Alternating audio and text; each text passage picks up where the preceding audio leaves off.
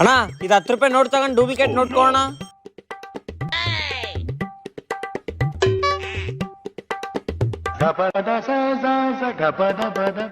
ಈ duplicate note ಇಟ್ಕೊಂಡ್ ಏನ್ ಮಾಡ್ತಿಲಿ?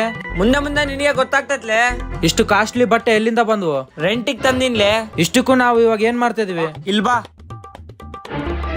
ಎಕ್ಸ್ಕ್ಯೂಸ್ ಮೀ, ಸ್ವಲ್ಪ ಇದು ಅಡ್ರೆಸ್ ಹೇಳ್ತೀರಾ?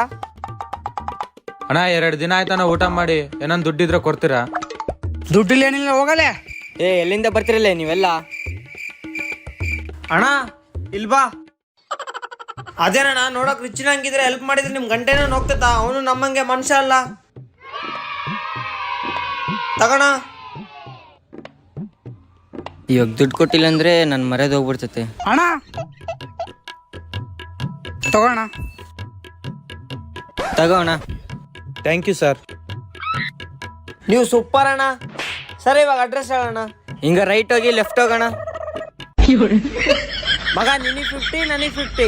ಸರೇ ಮಚ್ಚ, ನೀನ್ ಸೂಪರ್ ಬುಳ್ಳೆ.